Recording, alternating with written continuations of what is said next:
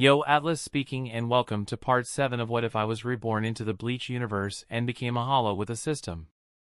Let the tale begin. Chapter 117, Getting Away with Murder. Hueco Mundo, Las Noches. Almost 3 months had passed since Hisashi had killed Sailaporo. It took a while before anyone even figured out he might be dead. At first, when they thought he was missing, they tried tracking him down and found that according to the records he had left Las Noches on his own after he finished helping Haribel. This delayed any further investigation as they simply awaited his return. Eventually they had to concede he might not be coming back and had either left or found trouble elsewhere and was unable to return, or possibly even dead. Though there were some investigations at first, but beyond Sailaporo's fraction no one really cared all that much, leading to a lackluster effort. Maybe Aizen did care to some extent, but it was hard to tell exactly how much. Hisashi knew it couldn't be too much though, given how he ended up treated any Arrancar that failed to live up to his expectations. Hisashi was sure dying would be considered failing to live up to his expectations. There was more of an upheaval regarding Sailaporo's position as an Espada than about his disappearance itself. Someone had to take over his position after all, and there were plenty of Arrancar interested in taking it for themselves. Since none of Hisashi's group stepped up to fight for the spot, it was actually taken up by a familiar face. At least to Hisashi. It was an effeminate-looking male Arrancar with short black hair, lavender eyes, and a mask fragment in his hair that looked like a hairpin. He wore the standard Arrancar clothing customized with long sleeves and cutouts over his sides. Luppy Antenor. Despite not being part of Hisashi's plan, it seemed Suruchi was actually in luck, as Sailaporo's death would seem to have extended her stay as part of the Espada. As long as none of the others in Hisashi's little group decided to challenge her for her spot. He doubted she would be very thankful even if she knew about it though. He pulled up the progress report in his system. Plus 9 weeks to age, plus 7, 029, 828 XP from Hollow, plus 344, 520 spirit power from Hollow, plus 277, 337 spirit power from spiritual energy absorption, plus 14 levels, plus 14 stat points, status panel, name, Saito Hisashi, soul age, 59, race, Hollow, rank, Vasto Lord, level, 295 over 309, XP, 108, 914/478, 950, stats, strength, 335, dexterity, 666, constitution, 175, intelligence, 265, spirit power, 5,204,678 to 5,826,535, available stat points, 0 to 14, passive skills, spiritual energy absorption.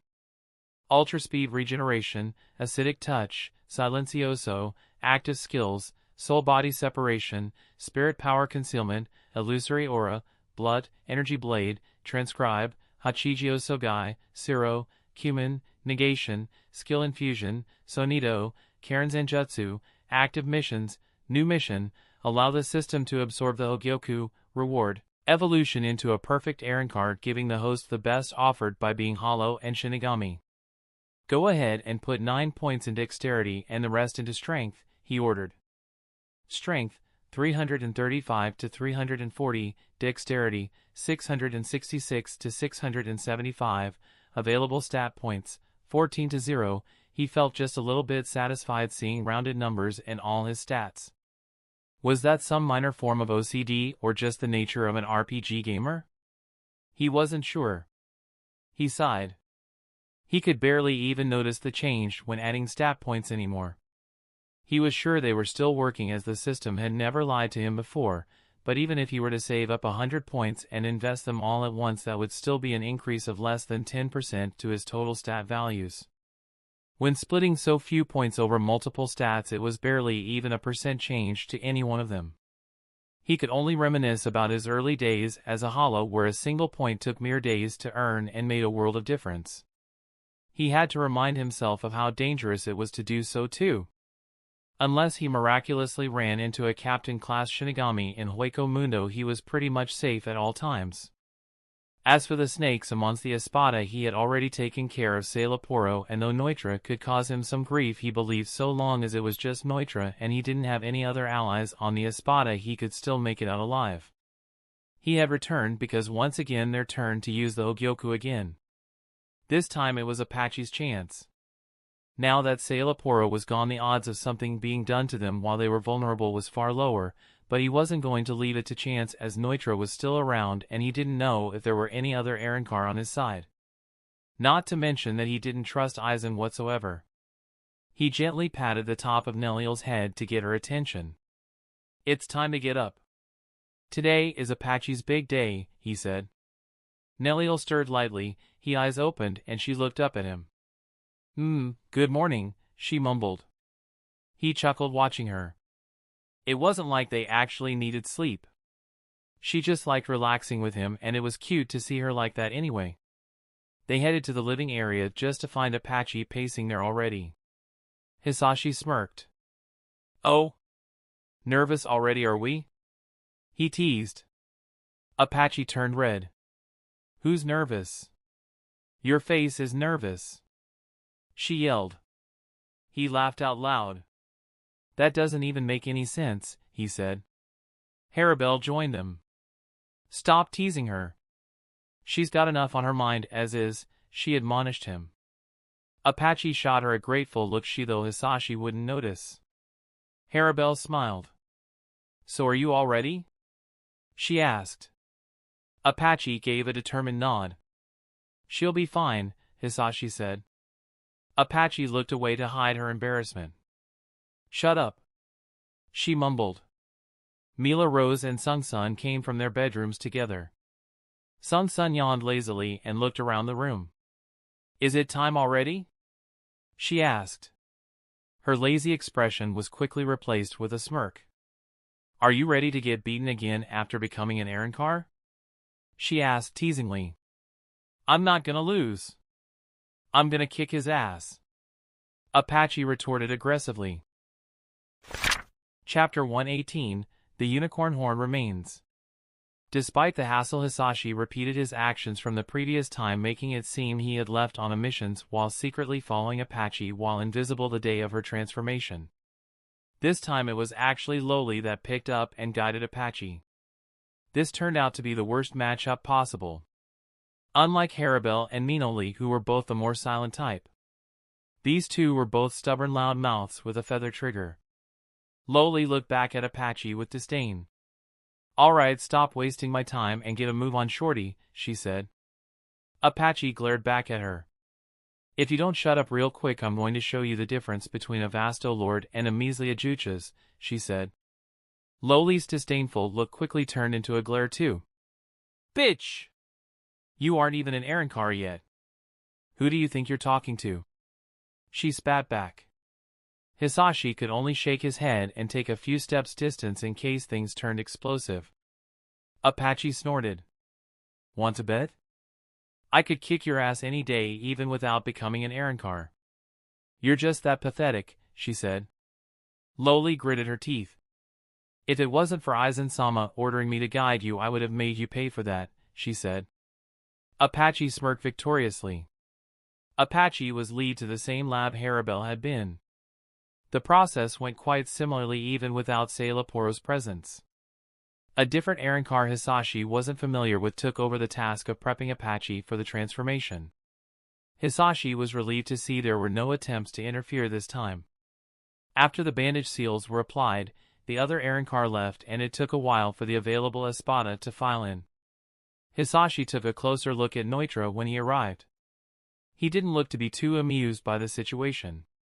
Hisashi had to wonder how much longer Noitra would be able to hold back before making another attempt against them. He had been laying low after what happened with Sailaporo. Even if there was no proof that Nelliel's group was involved with Sailaporo's disappearance, he had gone missing right after trying to harm Harabel. Of course he would have his suspicions. Unfortunately, without proof there is nothing he could do, and he wasn't going to admit to attempting to harm one of their new comrades during their transformation. The idea that they might have been able to make him disappear without a trace of it scared him more than a little.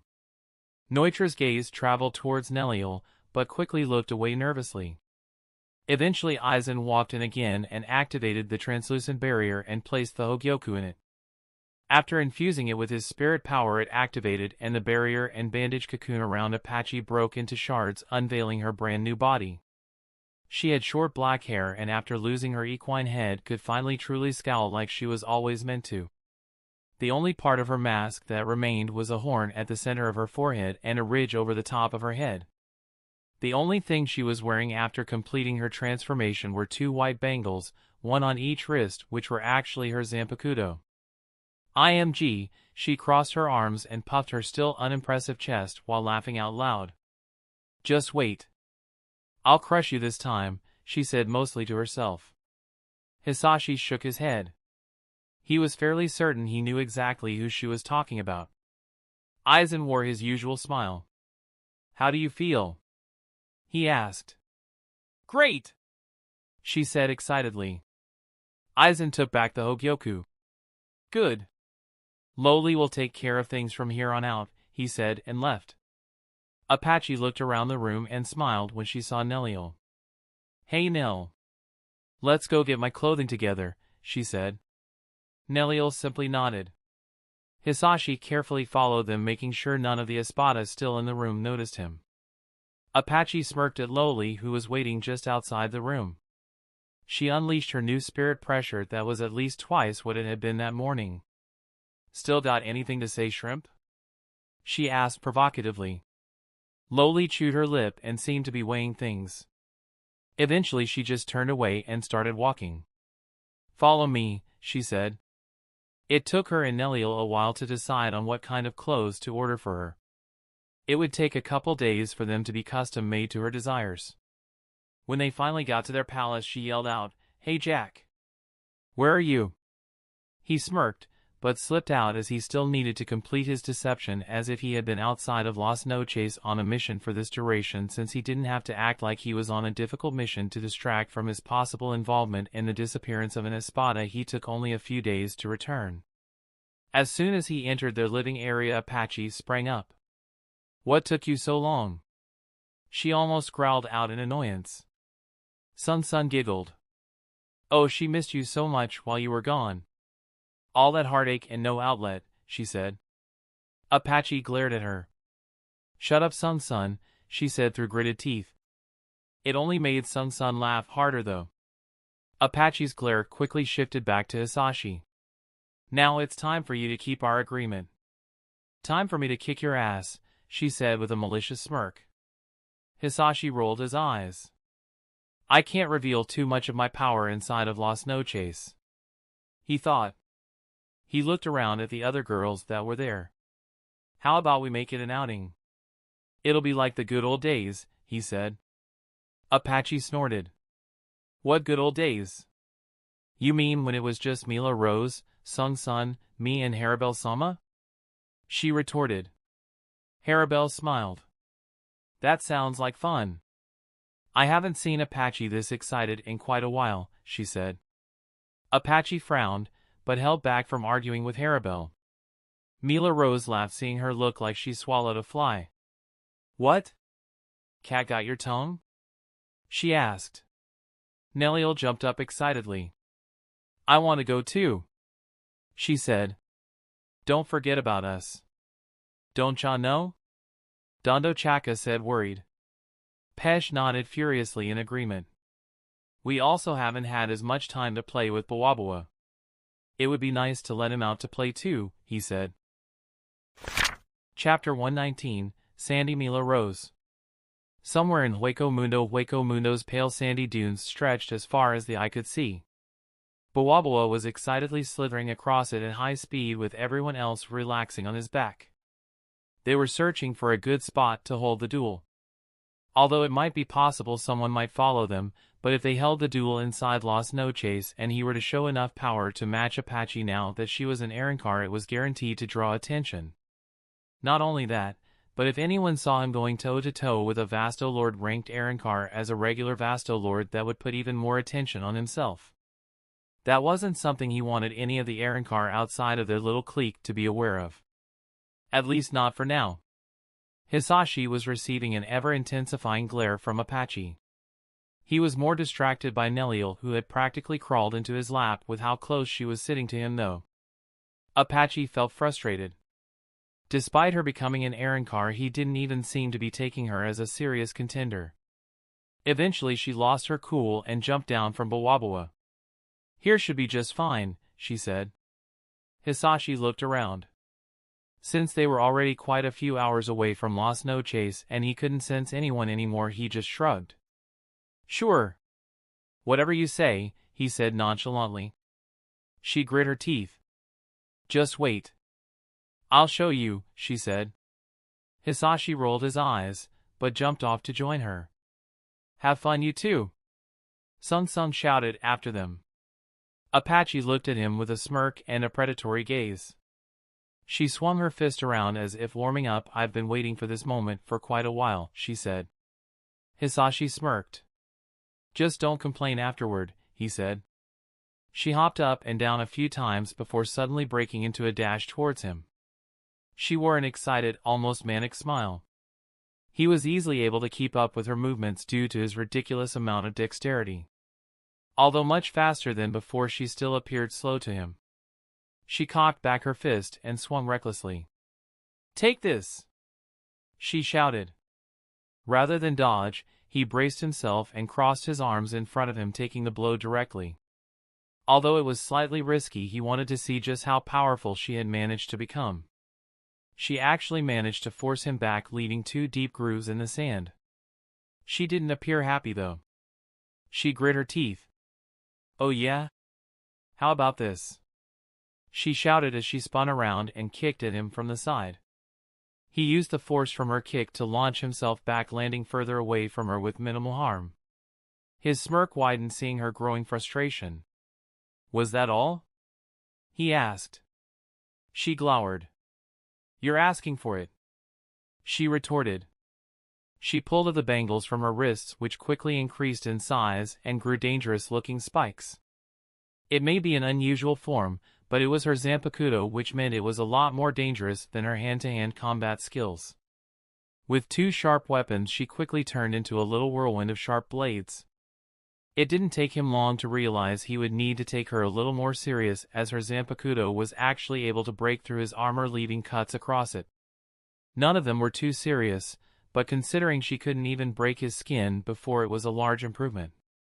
Excited about her success, her smirk widened. Her attacks became even wilder than they had already been. The only things that were able to resist her blows were his blades, which were likely the hardest part of his body. "Struggling, are you?" "I can keep this up all day," she said arrogantly between her attacks. Hisashi raised his brow. A smirk broke out on his lips. She suddenly jumped back, looking at him warily. "Since you've had your fun, how about we turn this up a notch?" he asked. Apache went right back to being annoyed after realizing he had scared her off with nothing more than a smirk. "Keep acting tough. I just need to slowly tear you to pieces," she said, regaining some of her confidence. She dashed back at him again to resume her flurry of attacks. He shook his head as if disappointed. Unlike before, he stopped trying to block, instead using his dexterity to dodge every one of her attacks by a hair's breadth. No energy wasted. The calm smirk on his lips only added to her frustration, and her attacks grew wilder and wilder. This only made it easier for him to dodge them and wasted more of her energy on attacks that were never going to land. Hisashi suddenly disappeared from her sight. "What?" she yelled. "Smack!" Apache turned bright red in anger and embarrassment. He was standing right behind her. He had slapped her ass again. Even after becoming an Arrancar, she still couldn't make him serious. She glared back at him. "Bastard!" she shouted. A red sphere quickly formed over her horn, growing in size rapidly. Hisashi quickly dashed backwards and took a strong stance. He charged his spirit power into his blades. Apache fired off a Zero larger than she ever had before. Before the beam could reach him, Hisashi unleashed 4 massive energy slashes that cut the Zero apart, causing it to brush past him while he remained untouched between the split beams. Although he remained unaffected, the same couldn't be said about their surroundings, as her beams left giant gouges in the sand and even completely blew away the sand dunes in their path. Apache glared at him while breathing heavily. "Why can't I win?" she yelled. Hisashi shrugged. "You know what I'm fighting for. I can't afford to be weak." "Do you want to keep trying?" he asked. She hesitated for a while. No, she eventually managed to get out through gritted teeth. She didn't seem reconciled, though. After a long sigh, she put away her zanpakuto. "I'm still going to beat you in the future," she said. The others had already noticed the duel had drawn to a rather one-sided end. Chapter 120, Skulking Rats. Harabelle nodded towards them. "That was really good," she said. This seemed to cheer Apache up a little as her frown lightened. Mila Rose grinned. "Now I kind of want to fight," she said. Hisashi chuckled. "Want one now?" he asked. She shook her head somberly. "No, I would stand even less of a chance than Apache did," she said. Apache glared at them both. "Hey!" she yelled out offendedly. "You both did great. I thought things were only just starting to get interesting, though. When were you going to bring out the whips and blindfolds?" Sung-sun asked with a smirk. "Shut the fuck up, Sung-sun!" Apache shouted. Hisashi rolled his eyes. "So is that what you do in your free time?" he teased back. Sung-sun licked her lips seductively. "Wouldn't you like to know?" she said. Nelliel wrapped her arms around him from behind and glared at Sung-sun. Hisashi watched her with a soft smile. That only made her laugh. "Lighten up, sweetie." "I'm just teasing him," she said. Nelliel just kept staring at her though and refused to let go of Hisashi. Hisashi chuckled awkwardly. "How about we get to heading back?" he asked, trying to change the topic. Harabelle nodded. "Does anyone need to do anything before?" she asked. She just got a bunch of shrugs. There wasn't that much to do in Hueco Mundo after all, and unlike Hisashi, the others weren't near as eager to hunt other hollow. Only Mila Rose had her moments. Las Noches, they saw the dome of Las Noches approaching from the horizon. Hisashi sensed a malicious gaze on them coming from ahead. He wasn't sure exactly who the target of the gaze was, but it was certainly someone amongst them. It disappeared before he could find out who it was from, though. He shook his head. Whoever it is, it seems things are going to become busier soon, he thought. He wasn't too worried about himself. He could defend himself from most after all. However, the others were another story altogether, and it left him worried. Those that hadn't become Arrancar yet would struggle with any of the Espada, and Nelliel's original fraction wouldn't stand a chance against almost any Arrancar at all. He turned back to the others standing behind him. "I have a feeling someone is going to make a move on us again. No matter what, until specified otherwise, make sure to travel in groups wherever you go. It would be best if at least one amongst Nelliel, Harabelle, Apache, and I are with you at all times. This goes double if you are heading outside of Las Noches," he said. Harabelle's gaze turned serious. She nodded in agreement. Out of everyone, she had been the only one to fear she might get eliminated after all. If Hisashi hadn't been there, she had no idea how things might have turned out instead. He looked over at Pesh and Dondo Chaka. "This goes even more for the two of you. Make sure you are always accompanied by one of us," he said. They saluted exaggeratedly. "Yes, sir," they shouted. Nelliel smiled. "Why do I have to do what you say?" Apache asked. Hisashi gave her a glance. "Do I need to spank you again?" he asked. She subconsciously covered her behind. When she realized what she was doing, she just glared at him. Sung-sun slithered up beside him with a smirk. "Whatever you say, hubby," she said. "I'd like to see them try anything," Mila Rose said confidently. She smirked, looking at Hisashi. "After watching your battle, I'm itching for some action. How about we take a mission together?" she asked. Hisashi shrugged. "That's fine by me," he said. She patted him on the shoulder a little harder than was appreciated. "Great! Let's go pick one up right away, she said excitedly. Las Noches Administrative Office. Hisashi handled most of the talking as Mila Rose didn't have the patience to deal with these things. The Arrancar staffing the office gave him the information they had for a few missions they were eligible for. Any of them sound good to you? Hisashi asked Mila Rose. She shrugged. Whatever you choose, she said nonchalantly. He turned back to the staff and marked the job they would be taking. It didn't take them long to process the request. Thankfully, Las Noches was small enough that the little bit of bureaucracy there was still kept to an acceptable level. No ridiculous appointments and wait times. Mila Rose smiled. So can we go now? She asked. As soon as he nodded in agreement, she grabbed his arm and started dragging him out of the office. Moments after they exited, he once again felt the same malicious gaze he had noticed before. Is it Grimjow? He wondered. He shook his head. Nah. He wouldn't be skulking around like a little rat, he thought. On their way to the palace to let them know what they would be doing and say goodbye, they ran into Surachi. Hey!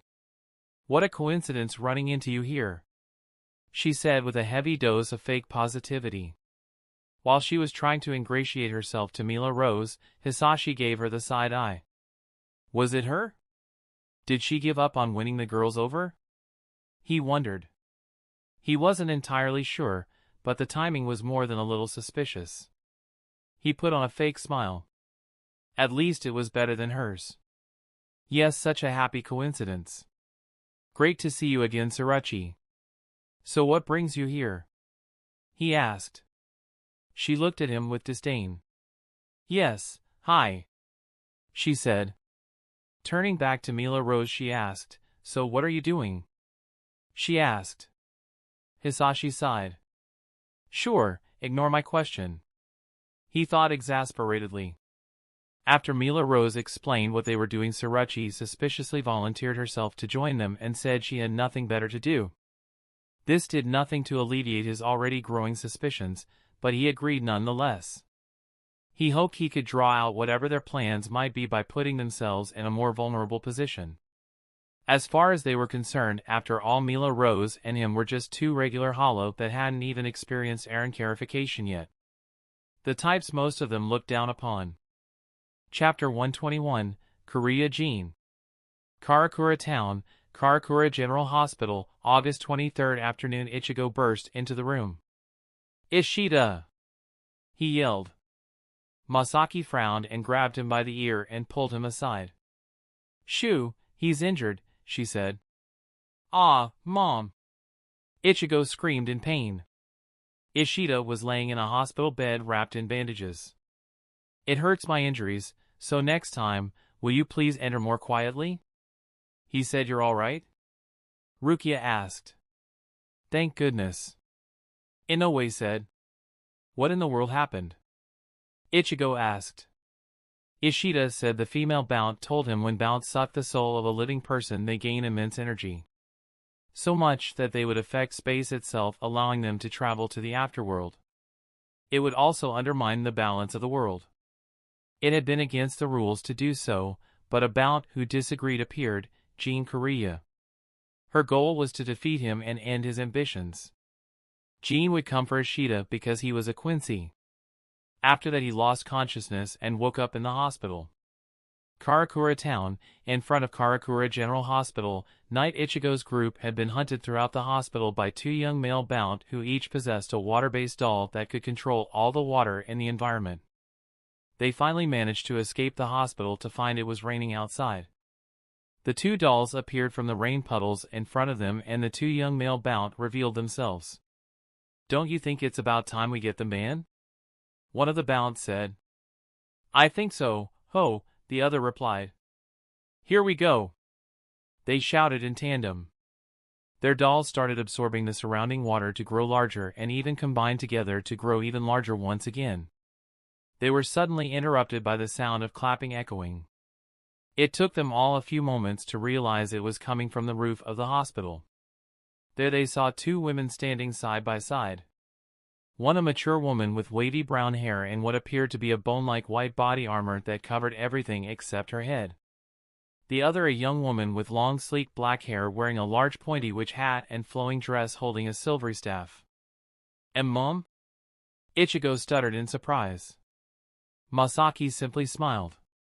Reina seemed to disappear from the roof and suddenly reappeared in between the Bount and Ichigo's group less than a fraction of a second later. Ishida looked surprised.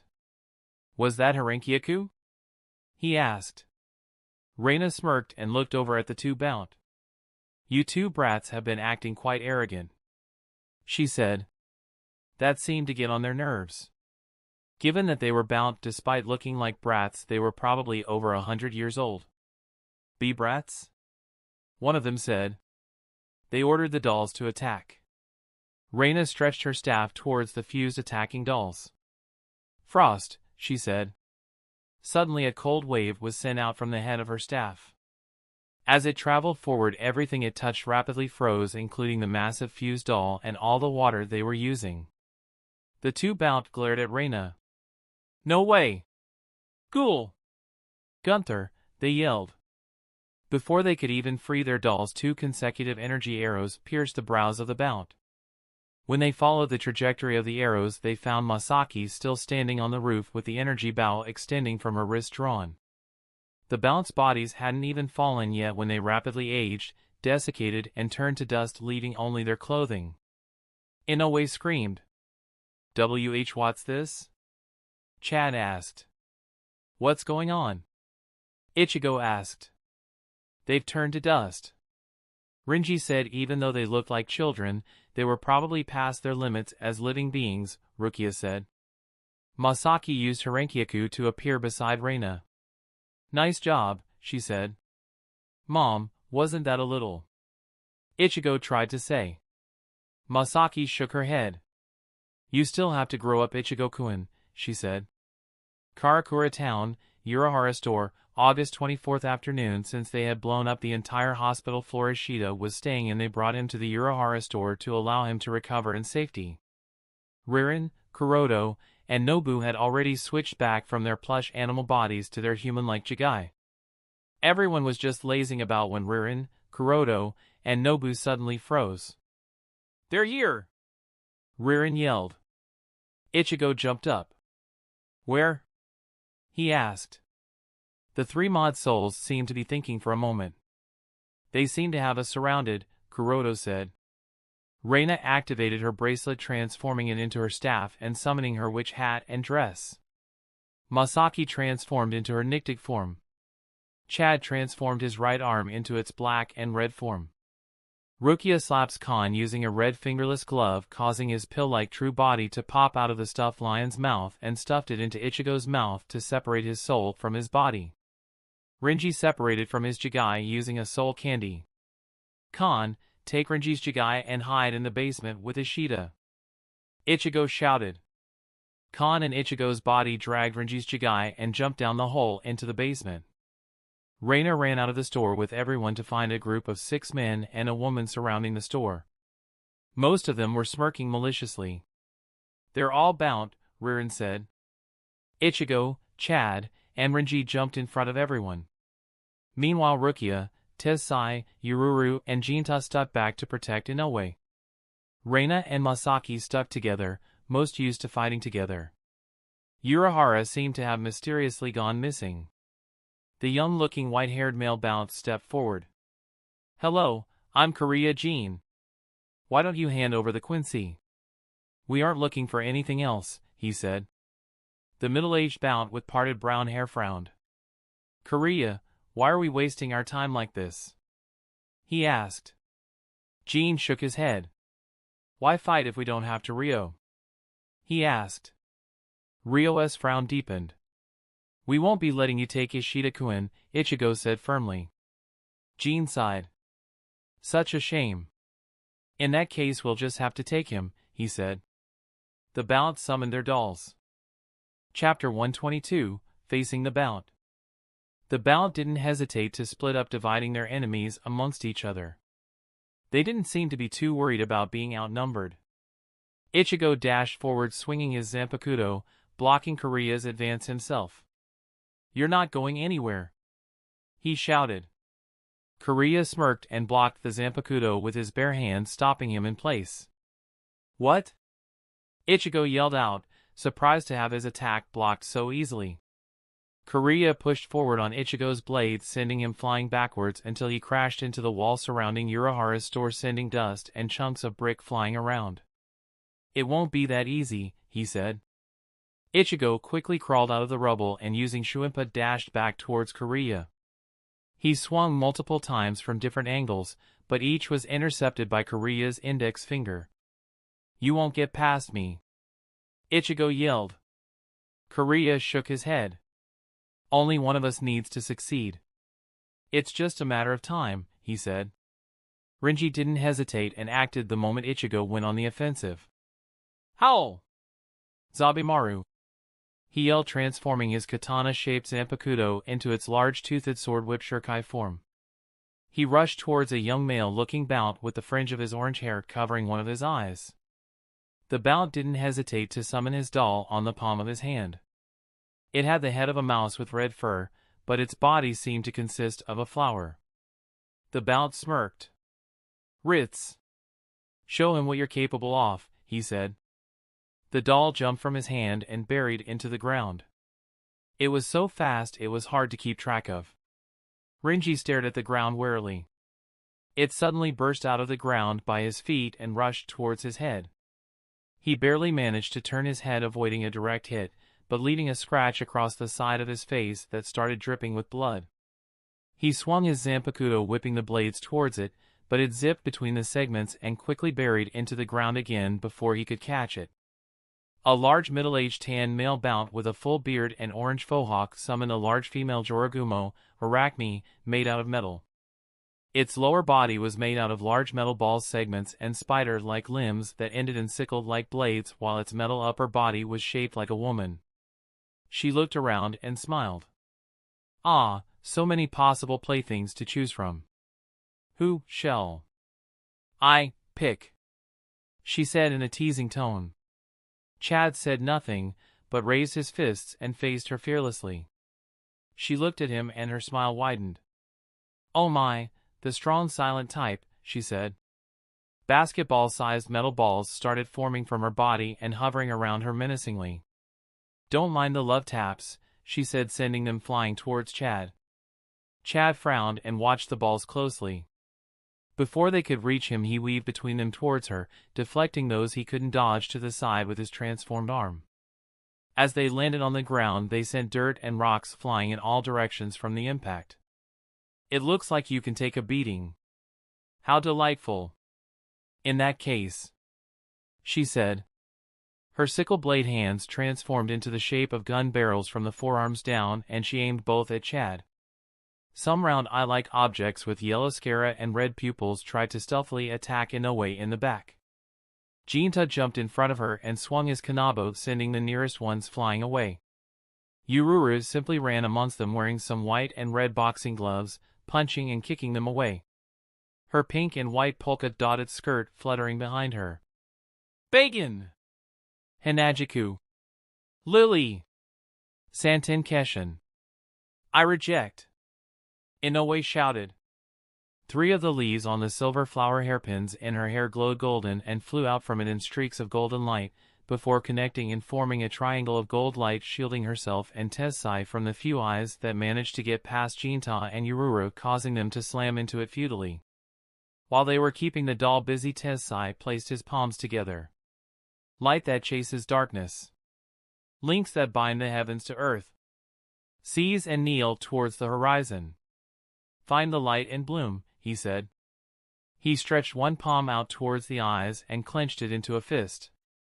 Bakudo number 63, Seijo Sabaku, he said. A shining golden chain formed in front of him and rushed towards the eyes, wrapping around them tightly. The middle-aged Bount with parted brown hair ignored everyone and dashed directly towards Urahara's store instead. Before he was even able to make it to the front door, he suddenly disappeared into a black and red wormhole, reappearing a few feet farther away with a confused look on his face. Ririn, Kuroto, and Noba faced him. Good job, Noba-kun! Kuroto shouted. Ririn glared at Ryo. Stop right there! she shouted. Ryo glared at the three of them. You really think you can stop me? He asked. A golden snake slithered down his arm. He grabbed onto its tail as if it were a whip and slashed wildly around himself, leaving long gouges all across the ground between them. They looked at him warily. Suddenly those gouges glowed and turned into more snakes that looked just like the one he was using as a whip. He smirked. I would like to see you try, he said. The snakes dashed towards Kuroto, who was standing nearest. He seemed to panic, but they passed through him as if there was nothing there before he simply disappeared. He appeared a few feet away, smiling widely. Nice try, he said. Ryo kept attacking them, but every attack he did either ended up passing through them or being swallowed by those wormholes. He hadn't even been able to put a scratch on any of them. Unfortunately for them, they had been on the defensive the entire time, leading to the current stalemate. Chapter 123, The Fisherman and Her Soul. Reina swung her staff, sending a burst-off fire towards an elderly-looking male Bount facing her. Before the fire could reach him, though, his doll, looking like a large stone fish, dove out of the ground as if it were water and swallowed the fire whole. That was rather rude of you, young lady, the old male Bount said. Reina frowned. Where did that fish doll come from? And what happened to my attack? It didn't seem to do anything to it. She wondered. The doll dove back into the ground as if it was water and started circling the elderly male Bount with its fins sticking out above the surface of the ground. The elderly man licked his lips. Your soul must be quite delectable, he said. Reina frowned. That's disgusting, you old fart, she said. He frowned. It seems I must teach you some manners first, he said. She shook her head. We'll just have to see about that, she said. He knocked the tip of his cane onto the ground. Bora, let's go, he said. The large fish fin appeared from the ground again, circling his location before suddenly disappearing into the ground again. Reina looked around cautiously. What's he up to? She wondered. The old Bounce simply stood there wearing a self-satisfied smirk. She noticed something out of the corner of her eye. Did the ground just turn darker? She asked herself. Upon closer inspection, she noticed there was a round area around here where the ground around her was darker and it seemed to be growing. Suddenly the fish doll, Bora's, mouth emerged from the ground surrounding her as it propelled itself from the ground like a whale from the ocean. Due to noticing something was off, she barely managed to escape from the bite using her imitation of the Quincy high-speed movement technique Arrancar. She disappeared from her current position, appearing a few feet outside of Bora's range. The fish submerged itself into the ground once again upon landing. Ho! You're better than I expected, young lady. Let me introduce ourselves. You've earned at least that much. I'm Sawatari, and this is my doll. Bora, the old Bounce said. The fish-like doll reappeared next to Sawatari. You called me out on a nice night. It feels good, a deep rumbling voice resounded from the stone fish-like doll Bora. Reina looked surprised. It talks? She exclaimed. Sawatari frowned. Of course he talks, you stupid girl, he chided. She shook her head and smirked. It won't much longer, she said while pointing her staff towards it.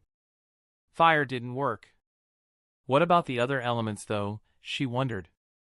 Moisture from the air collected above the head of her staff and quickly froze into a giant lance of ice. She swung her staff, sending it hurtling towards the side of Bora's head. To her dismay, it simply turned its head and swallowed it just like it had her flames. Sawatari smirked. You're just wasting your time, young lady. Bora, why not have some more fun? He said. The fight continued with Reina dodging Bora's attacks and using the openings to fire off attacks from all the different elements she could summon. She was sweating a little from all the running she was doing dodging the attacks. One wrong move and things are over. Fire, ice, lightning, earth, wind. Everything I try either just passes through it or gets swallowed though, she thought nervously. She tried to recall of all the details of the fight so far when her eyes suddenly widened. Whenever one of my attacks gets close enough to possibly hit that disgusting old man, the fish never phases through my attacks, but always swallows them. That can't be a coincidence. If it phased, then the attack would pass through and might hit the old man. The fact that it is swallowing all of those must mean they are a threat to the old man. He is the weak point in the equation, she realized. She looked at Sawatari. Her gaze hardened as she made up her mind. They continued to go back and forward, but Reina seemed to be running out of steam. Bora's attacks were getting closer and closer as she grew more exhausted. Her attacks grew fewer and fewer with her feeble attempts at resisting. Sawatari licked his lips. How tasty she must be, he said to himself excitedly. She dashed away from the two, but in her exhaustion she stumbled after dodging. A look of panic spread across her face. Sawatari's smile widened. We've got her. Finish her, Bora, he said. Bora quickly pursued after her. She tried to crawl back from it, but it was futile. Its gaping maw looming over her when suddenly Sawatari noticed a smirk on her lips that didn't belong there. No! He yelled. It was too late though. Gotcha! Reina thought. The exhaustion seemed to have been an illusion as Reina disappeared from in front of Bora's mouth, reappearing closer to Sawatari. Before Bora had even managed to submerge into the ground again, she summoned her fastest element, lightning.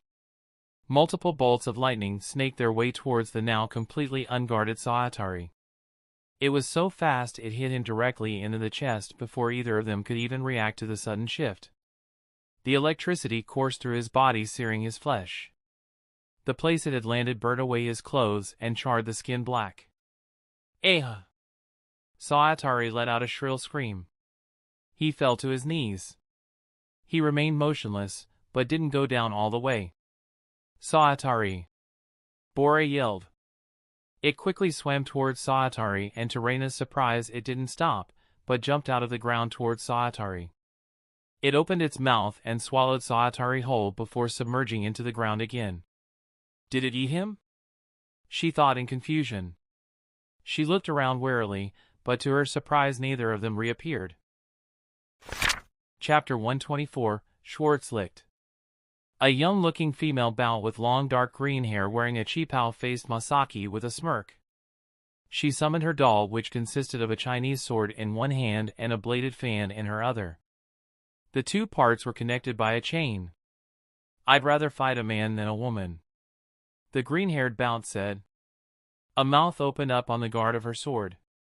It's all the same as long as you defeat her, it said with a masculine voice. I thought you'd say that, the Bount responded. She looked over Masaki and licked her lips. You certainly look beautiful though. It's making me excited. Let's have some fun together, she said. Masaki shook her head. I think I might be a little too much fun for you, she said dismissively. The female Bount smirked. That's impossible, she said confidently. Masaki didn't hesitate. She raised her arm and fired a spirit arrow in the blink of an eye. It hurtled straight towards the Bount's head. She managed to deflect it using the fan, but the arrow managed to leave a scratch on it in the process. Oh, how feisty. I like it, the Bount said. Despite her effort to conceal it, Masaki could tell her smirk had grown more strained. She was taking her far more seriously now than she had before. A mouth opened on the fan. How dare she do that to me, it screeched in a feminine voice. Masaki glanced over at Reina, but smiled when she noticed she was still holding up all right. She hadn't been entirely confident in Reina's performance against humans or human-like enemies. So far the only things she had killed or seriously harmed were regular hollows. It wasn't hard to attack someone that monstrous. It was much harder to attack something that looked human. She couldn't help but be proud to see her student performing so well under pressure. The Bount threw the fan straight at Masaki, who easily dodged it. The fan crashed into the ground, causing a small explosion of dirt and dust to be thrown up. Masaki fired off a volley of spirit particle arrows. The Bount rapidly thrust the sword part of her doll to destroy the arrows. She smirked. Well, aren't you a cute little bunny jumping all around the place, she said. Masaki shut her up with another volley of arrows. Let's kick things up a notch, she thought. She started cycling her spirit power through her legs in a specific pattern to reinforce them and started dashing around the Bount, even stepping on the air utilizing Arrancar and leaving behind multiple after images confusing the Bount, who was unable to keep up with the increased speed. Multiple arrows came flying from completely different directions. The Bount barely managed to deflect two before having to roll in the dirt to dodge the others. She frowned. She swung the fan in a wide sweeping circle around her by the chain. Masaki blocked it with the limb of her spirit energy bow, but doing so stopped her momentum. The moment the Bount found her, she dashed towards Masaki and unleashed a series of rapid stabs towards her with the sword. Masaki managed to dodge and parry all of her attacks. She smiled. "You're weaker than I expected," she said. The fan portion of the doll chuckled. "Did you hear that, Yoshi? Are you going to let her get away with that?" it asked. Yoshi's attacks sped up, but all she was achieving was exhausting herself. Masaki dashed backwards out of range of her sword, but Yoshi responded by throwing the fan towards her. Masaki blocked it with her bow. The force sent her sliding back, which she made use of to send herself back further out of range. Using Arrancar, she started circling her again. They kept going back and forth with no one seeming to have the upper hand. What Yoshi didn't notice until too late was that not all the arrows fired were aimed for her, nor did all of them disappear. She was too occupied trying to stay alive by barely dodging and blocking the many arrows sent her way to pay attention to it. Masaki suddenly came to a halt, surprising her. Yoshi found herself surrounded by 8 slightly different-looking energy arrows fired into the ground at an equal distance from each other. Unlike the other arrows fired, they had a small bone-like portion at the rear of the shaft. Masaki stood by one of them with a smile.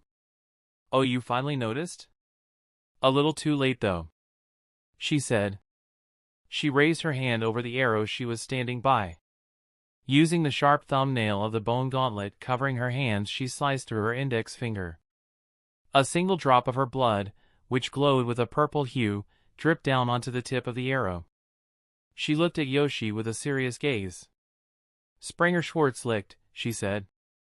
A pulse of more vibrant purple energy traveled down the black and purple shaft of the 8 arrows into the ground, where they traveled to meet at the center where Yoshi still stood. The arrows then connected to one another with more lines of the purple and black spirit power forming an octagon surrounding her. A thin purple and black column of light erupted from the middle where the spirit power lines coming from the arrows connected. The blast shot straight up through Yoshi and spread towards the edges of the octagon, destroying everything it met. "Kya!"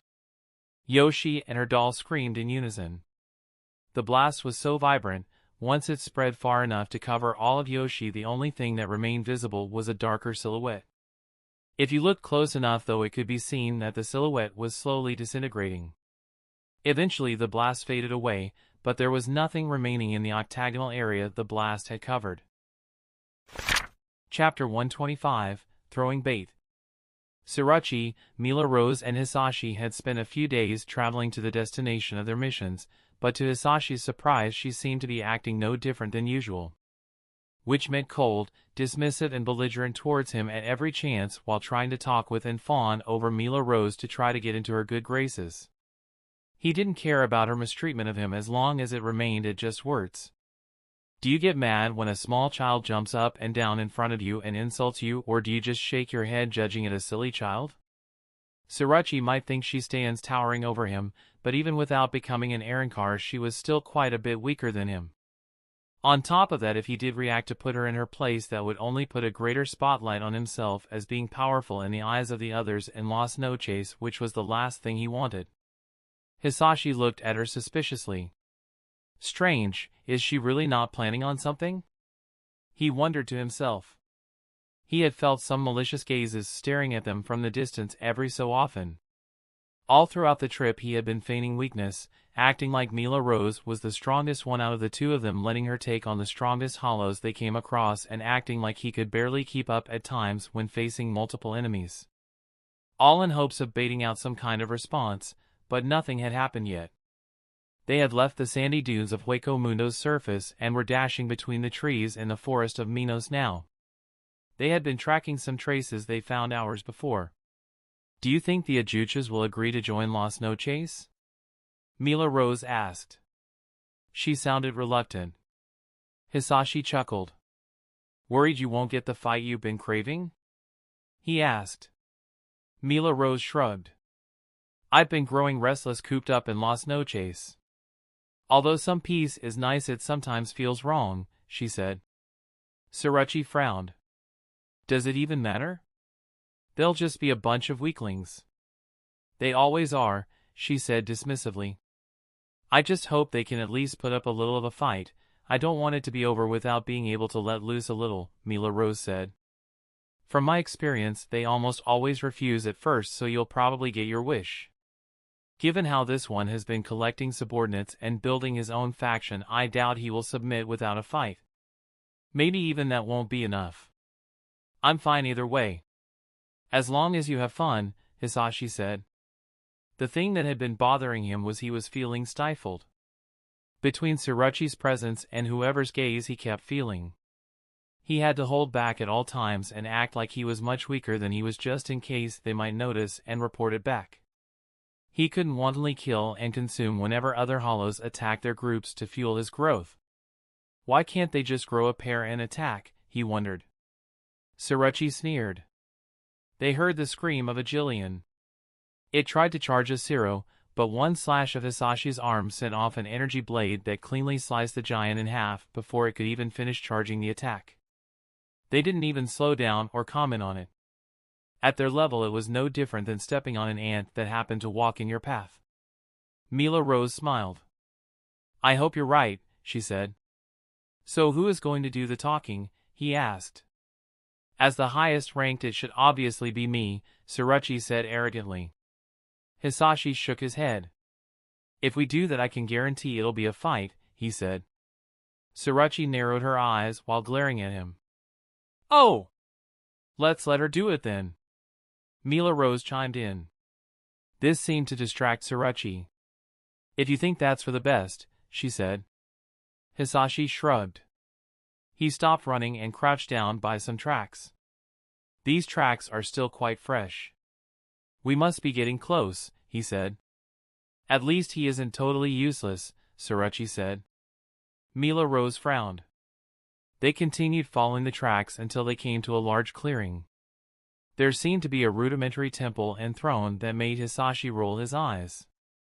Arrogance and delusions of grandeur weren't all that uncommon amongst the hollows once their consciousness grew stronger after moving past the Jillian stage. There was a large bulky gorilla like Ajuchas with deep blue fur sitting on the throne. Its mask looked like the skull of some kind of monkey. It was surrounded by many other Ajuchas. The moment they walked into the clearing, the Ajuchas went quiet. They looked at the newcomers curiously.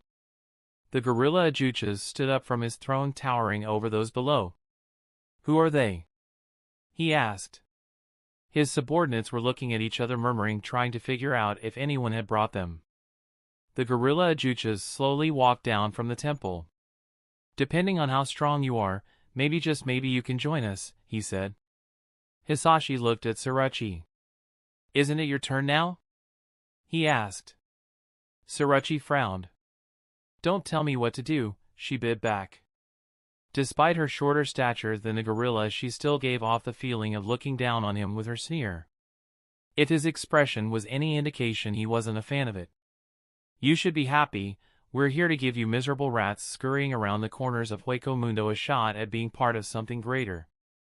Our master Aizen has seen it fit to extend his hand and offer you the opportunity to join Las Noches," she said. The gorilla clenched its fists, slowly approaching her.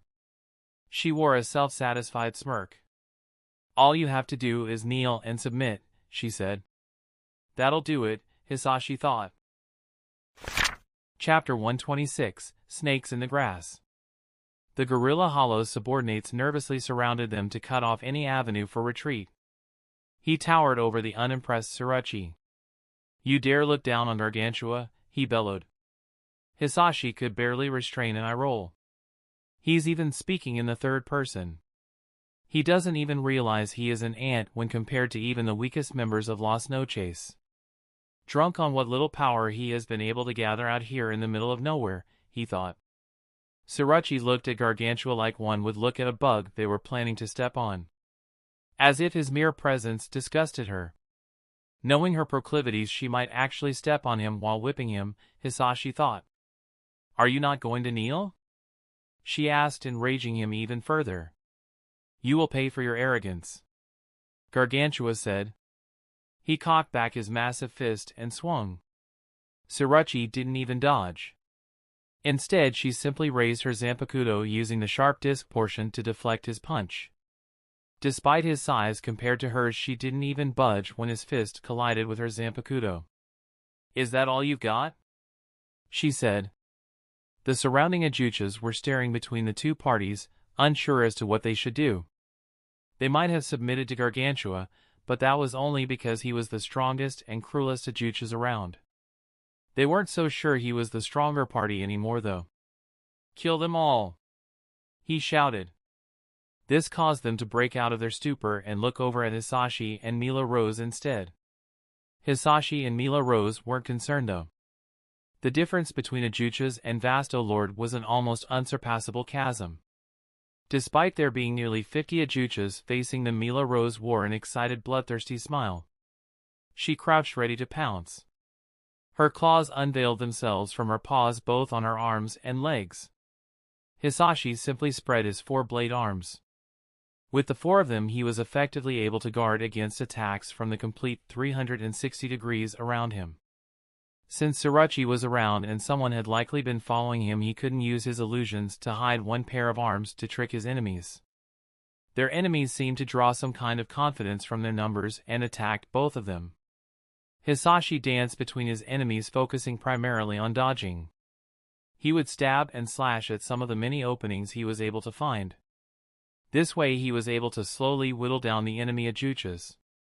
He was made sure to look like it was a taxing battle to deal with over 24 enemies attacking at the same time, making sure to allow some glancing blows to hit him from time to time and using his illusions to exaggerate the damage those attacks resulted in.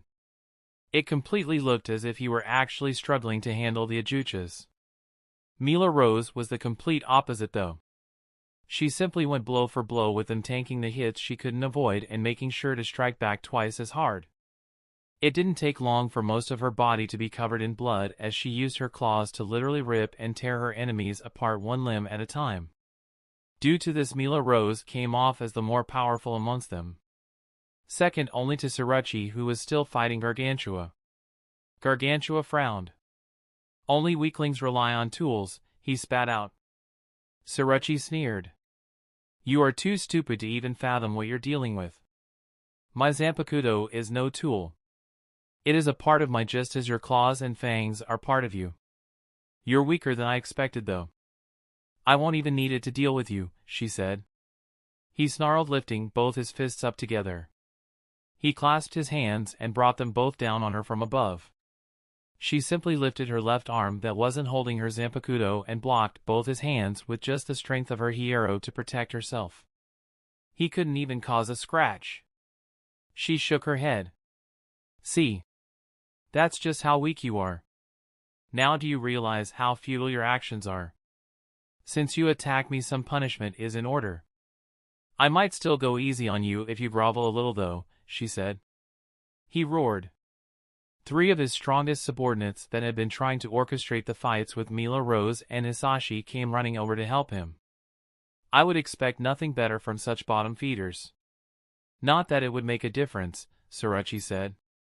Once it was 4-on-1, though, she couldn't stay still anymore and had to start fighting actively. Despite that, she had still left her Zanpakuto on her waist since she had said she didn't need it to deal with them. Since Hisashi was actually having a very easy time with the battle due to his agility simply putting him in another league, he could easily keep an eye on Mila Rose and Surachi's battles. Due to this, he noticed a shadowy figure when it appeared at the edge of the clearing. It seemed whatever kind of hollow it was, it had some kind of concealment ability that made it hard to notice unless you were paying close enough attention.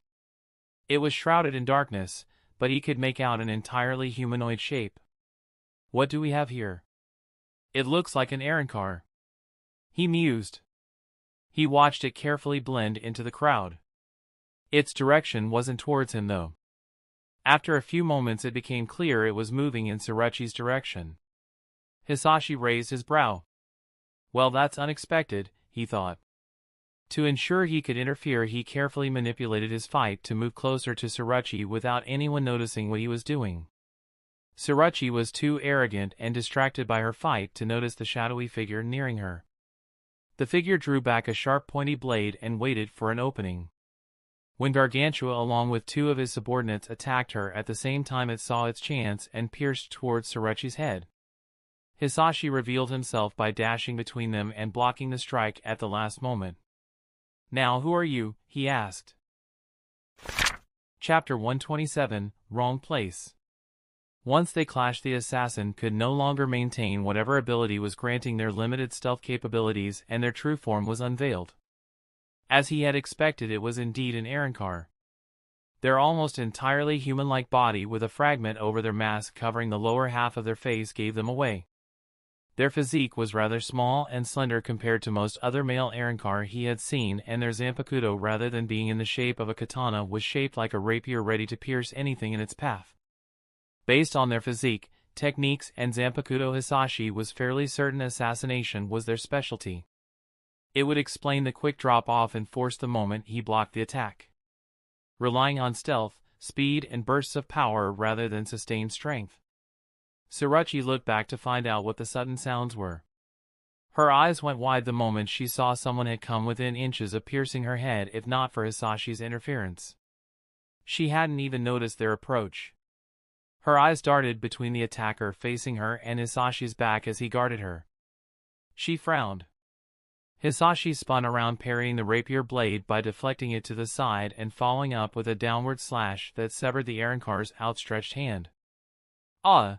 he screamed out, holding onto the stump that was left of the arm. Given that he was an Arrancar, that would be a much more serious injury than it was to a Juchas if he had forsaken his regeneration during his transformation, needing outside intervention just to reattach. A moment after he realized his attack failed, he tried to hop backwards out of range, but despite having used two of his arms to block and sever their arm, he still had two more. One of which caught him just below the knee before he managed to get out of range, sending him rolling on the ground. Both sides of the conflict had come to a halt, surprised by the sudden intervention by a third party. Unsure which side they were on, if any. Now that Arrancar are attacking, none of them can survive if I don't want this to get back to Las Noches, he thought. He dashed towards where the unknown Arrancar had landed at only a fraction of his top speed, but now that one of their legs was severed, their speed that he already felt lacking had become even less impressive. With one smooth slash he beheaded him, sending their head flying.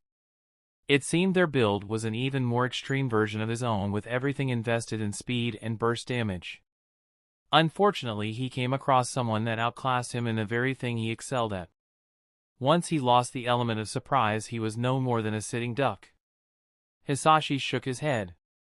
"How disappointing," he said. He looked out into the forest. "Are you going to finally come out?" he asked. There was silence for a few moments. Everyone looked around in confusion, unsure if anyone was actually watching them, let alone where they would be. Suddenly the rumbling sound of sonido echoed across the clearing. Two silhouettes appeared on the top of the temple the Ajuchas had built. Uncaring for the disrespect they were showing the Ajuchas. One was the tall Noitra, who was looking down on them with a scowl. A step behind him was his only fraction, Tesralindo Cruz, a male Arrancar with an eye patch and short sandy blonde hair. Surachi scowled. "Noitra! How dare you!" she screamed. Noitra smirked. "Oh, hello there, Surachi. Unfortunately, you were in the wrong place at the wrong time." "No hard feelings," he said carelessly. She gritted her teeth at the disrespect. "What do you think Aizen will say when he finds out you tried to assassinate one of our own?" she asked. Hisashi shook his head. "He isn't planning on letting any of us get back to Las Noches," he said. Noitra clapped slowly. "See? He gets it. That's the problem with women, so short-sighted," he said, slowly shaking his head. He sighed. "Such a shame that weakling failed at even completing the one task I gave him." Although you're still the same pathetic Mulinquim you've always been, it would have been best if the strongest amongst you could have been picked off before the fight even started. Wouldn't want you escaping and divulging what happened here, he said. He shook his head. Well, not that it matters that much if a slightly stronger ant partakes. I can still easily crush you all, he said. Surachi glared at him. You bastard. She spat out through gritted teeth. Noitra made a hand signal and multiple other Arrancar showed up surrounding the clearing. I don't recognize any of them. They must be nobodies here to fill the ranks, Hisashi thought. Since Noitra only had one member in his fraction, there were many Arrancar eager to join the fraction of an Espada. Just the possibility alone was enough to motivate them to betray them. As long as Las Noches never found out, it couldn't harm them. Hisashi smiled softly. So, now that you've got us here, isolated, would you be so kind as to tell us what has brought this on? He asked, despite knowing exactly what his motivation should be. Noitra smirked. It can't be helped. If you weren't part of that bitch's fraction, maybe you could have been useful minions. I've been waiting a long time for an opportunity. I destroyed her once, then she comes back, and not only has her power been restored, she has a bunch of allies with high potential. That's unacceptable. Unfortunately, my options in Las Noches are limited, he said. He grit his teeth. I thought Sailaporo could be useful, but right when he was supposed to make a move, that weakling ran away like a coward. So scared she might come to look for him.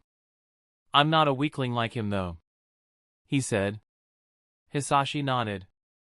I see. I see. Did you ever consider you weren't the only one scheming, though? He asked. His mouth slowly formed a smirk. Noitra tilted his head in confusion. What? He said. The sound of Sonito echoed once again. Chapter 128, Hunter or Prey.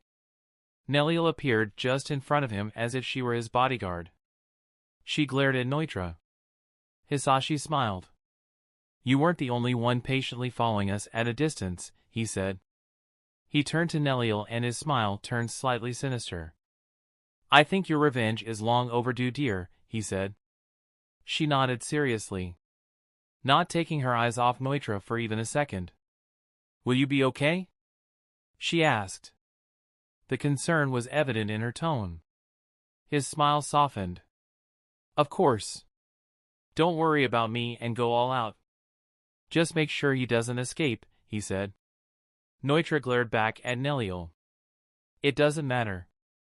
I defeated you once. I can do it again, he said. He didn't seem as confident as he was trying to appear, though. Noitra swung his crescent-bladed halberd Zanpakuto in frustration, causing the temple they were standing on to shatter into pieces, forcing them to jump down. As soon as he hit the ground, he dashed towards Nelliel. Tessera, let's go, he shouted. Tessera followed close behind him. It seemed despite acting arrogant, he still wasn't willing to take any risks. Nelliel smirked and dashed towards them too. Hisashi looked around, trying to get a better overview of their situation. The Arrancar were closing in on them. Meanwhile, the Ajuchas still seemed unsure of how to proceed, being stuck between two unknown forces. He wasn't too worried, though. They weren't at any real risk. The only risk was revealing too much of his power, which he wanted to avoid. He looked over at Mila Rose and Surachi. I need you to buy time holding off Noitra's backup. Meanwhile, I'll get rid of the rabble and then back you up, he said. Mila Rose's fist bumped her chest confidently, causing her breasts to bounce. Leave it to me, she said confidently. Surachi grimaced slightly, but then let out a sigh. Whatever, she said. Despite her attitude, at least it seemed she had agreed. Hisashi turned to the Ajuchas, including the gorilla, with a smirk. Well, I think this will be the end of the line for you, he said. He restricted the speed he moved at to one appropriate for a Vasto Lord, but he was still too fast for them to keep up. Before they realized what had happened, he had already passed through a group of them, sending 4 heads flying with a single swing of each arm. They disappeared quickly, with him consuming the spirit particles remaining within their corpses.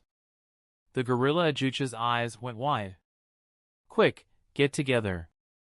Don't let him slip in again," he shouted in a hurry.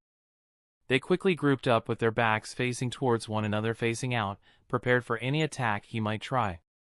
He ran circles around them so fast with the limited perception he was actually forming after images. All of the images had a playful smile. "Do you really think that is going to be of any help?" His taunting voice echoed from all directions. They couldn't even keep up with him. How were they planning on defending themselves even if they tried to protect each other's backs, limiting the area they had to defend against? Then one of their heads went flying. The gorilla's fist tightened and he gnashed his teeth. He had been completely helpless to stop it. "You've really been overestimating yourselves," Hisashi said. Two more heads went flying. His system was constantly dinging as he picked them off and was consuming them, but he had minimized it to avoid too many distractions. Even if the Ajuchas posed no risk, even if he let them attack him directly, who was to say none of the Arrancar or worse Noitra might not try to attack him while he was distracted. "Thinking of yourselves as the rulers of Hueco Mundo," he said. 3 heads went flying. The Ajuchas' heads were nervously darting left and right trying to find the real him. The pressure on them slowly, but steadily mounting. "You only have what you've collected so far, because you were too weak to pay attention to," Hisashi said. 4 heads went flying. Almost half of them had already died in just a few short moments, causing panic to spread amongst them. A few tried making a run for it in different directions, but this just sped up their death as it made them the next targets with their heads being sent flying. What little control the gorilla Ajuchas had over the group was long gone. More of them tried to escape, even pushing others away, trying to use them as distractions, but it was to no avail as any who tried to leave died within just a few steps out of the circle they had formed. After a couple had tried, the remaining ones froze, sticking close to their leader. Only a handful remained. The gorilla Ajuchas looked around nervously. "See, come out and face me, you coward," he shouted and thumped his chest. Another 4 heads went flying before Hisashi came to a standstill in front of him and his few remaining underlings, with the heads of one of the Ajuchas pierced onto his blade arm. He smirked. "Only one of us 2 seems to be cowering," he said. He shook his head. "I think that's been enough playing around though," he said before disappearing. The gorilla Ajucha's expression hadn't even changed as it, along with his other limb, went flying away from his torso within a moment of Hisashi passing by him and his allies. Hisashi didn't hesitate and sat down to focus on quickly consuming their bodies. He looked over at Nelliel's battle. It seemed to be progressing quite evenly despite it being 2 against 1. "Should I help her?" he wondered. He shook his head. "No. This is her chance at punishing Noitra for what he did to her, Dondo Chaka and Pesh. She needs to do this herself. I won't interfere unless I absolutely have to," he thought. Instead, he dashed towards where Mila Rose and Suruchi were still holding off the lower-ranked Arrancar Noitra brought with him. Chapter 129, I've changed. "How dare you show yourself in front of me again?" Noitra shouted. Noitra recklessly swung his Zanpakuto, but Nelliel blocked it effortlessly with her own. He grimaced. "Did you really think you could just walk back and like nothing happened?" he said. She looked at him with a neutral gaze, ignoring him. "You were nothing then, and you are nothing now," he shouted even louder. Tessera tried taking advantage of her Zanpakuto being occupied to attack her from the other side, but she flipped over using her clash with Noitra as a pivot and kicked Tessera away like an annoying fly, sending him bouncing off the ground until he hit one of the trees lining the clearing. She parried Noitra's Zanpakuto to the side and followed up immediately with a swing down at him. He dashed backwards to dodge and was mostly successful. The only thing she managed to cut with his cloth eye patch, causing it to split and fall off, revealing the hollow hole instead of an eye hiding behind it. His eyes narrowed as he stared at her cautiously. His gaze shifted to Tessera. "Get up, you weakling!" he shouted. Tessera struggled to his feet, his legs already shaking just from resisting a single blow. Noitra dashed towards Nelliel, swinging his Zanpakuto as hard as he could into her side. She blocked it with her own Zanpakuto, sending her sliding a few steps to the side before coming to a halt. You're too weak, Noitra. You always were. Nothing has changed, she said calmly. His gaze sharpened. Tessera disappeared from where he was standing, reappearing behind Nelliel, swinging his Zanpakuto at her back. She easily blocked it by grabbing the blade with her bare hands.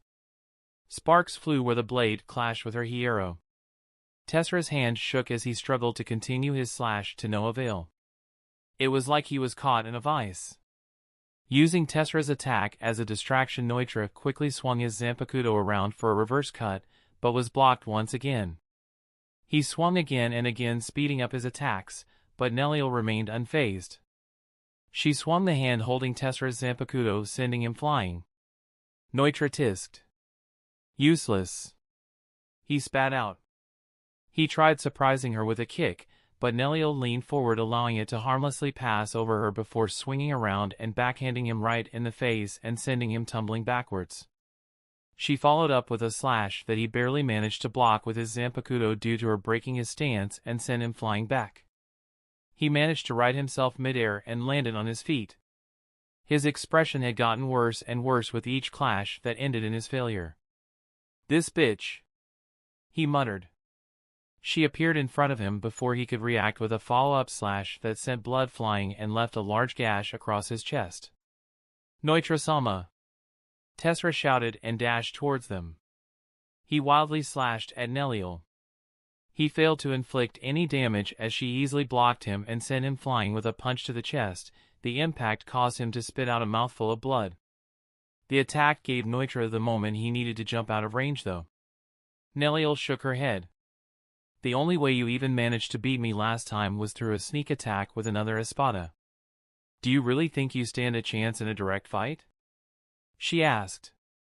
Shut up. I'm not the same as I was before. While you spent all that time healing, I grew beyond your imagination, Noitra shouted. It doesn't seem like it from where I'm standing, she said dismissively. Tessera appeared behind Nelliel once again, but instead of attacking he grabbed her, trying to hold her in place by her arms. Noitra-sama! Now! He shouted. Noitra leaned forward and stuck out his tongue with a 5 tattooed on it. Golden particles gathered into a sphere in front of it before firing a golden Siro towards Nelliel. Nelliel opened her mouth. Just before the Siro reached her, it came to a sudden halt as if it hit a wall and slowly decreased in size while she slowly sucked it up into her mouth as if it were some kind of snack. Noitra's eyes widened. Before he could react, she spat it back out. Ha! She shouted. The golden beam had turned purple, was larger, more powerful, and faster than before as it hurtled right back at Noitra. He tried to dodge, but he was too slow, getting hit directly as it blasted him into the forest, leading a line of destruction into the forest of Minos with shattered and collapsed trees along the way until he finally came to a stop with one final collision, and the energy contained in the beam detonated into a giant explosion with Noitra at the center. Tessera froze, his eyes darting between Nelliel and where Noitra had gone flying off to. He seemed to hesitate and his grip on her loosened. Nelliel used his moment of distraction to turn and swung her Zanpakuto at him. He realized too late, and despite his best last-ditch effort to dodge, still lost an arm and was sent scrambling back. A few moments later, a far more injured Noitra scrambled out of the pile of rubble he was buried under. He swung his arm at the rubble, sending large chunks of it flying away in all directions. He grimaced. Ciro Doble, how could I forget? He groaned. He glared at Nelliel, but didn't dive right back into the fight. No, I refuse to stand below you again. I'll show you. You're nothing. I'll show you how I've changed. He shouted. A golden aura enveloped Noitra, and the spirit particles in the atmosphere grew excited, swirling around and towards him violently. He raised his Zanpakuto up high. Pray! Santa Teresa! He shouted. A bright golden light burst from the Zanpakuto, blinding them for a moment. Chapter 130, It's Her Fight. Mila, Rose, and Surachi had been holding off all the other Arrancar all by themselves. Despite being massively outnumbered, they were holding on quite well. Surachi seemed to hold the upper hand while Mika Rose was on the back foot, but neither were in any immediate danger. Most of them were dealing with Surachi, who outclassed them as an Espada, while Mila Rose dealt with the stragglers. If Surachi and Mila Rose were more capable of working together, they might have already beaten these failure Arrancar that could only hold on through sheer force of numbers rather than any real power or skill. They weren't even strong enough to qualify for a fraction. That was probably exactly why Noitra picked them, though. No one would miss them, so he could just kill all the witnesses after they helped him complete the job.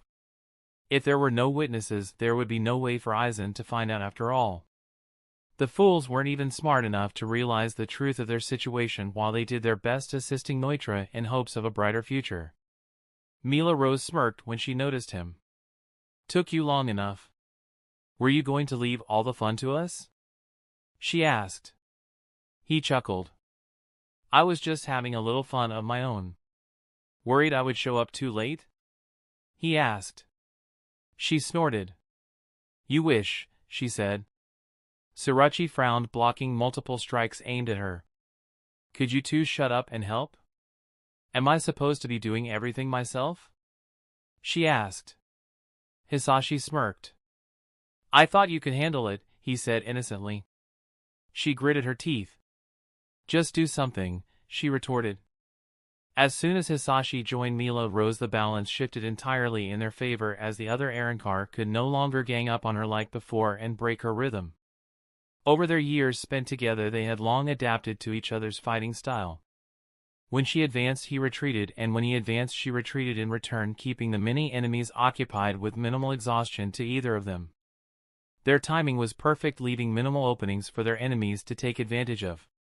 Only when they were assured they could finish an enemy off did they strike fast and hard. It started slow with the first few, but with every Arrancar eliminated it became easier and easier, causing the next to follow sooner. It didn't take long before more needed to abandon the fight, with Surachi to help face the duo, finally giving her a breather. Hisashi looked at Mila Rose as they were dealing with the last few Arrancar. "Do you want to eat?" he asked. She shook her head. "I've barely experienced any growth since becoming a Vasto Lord," she said. She smirked. "You're also the biggest glutton out of all of us with how fast you go," she said. He raised his brow.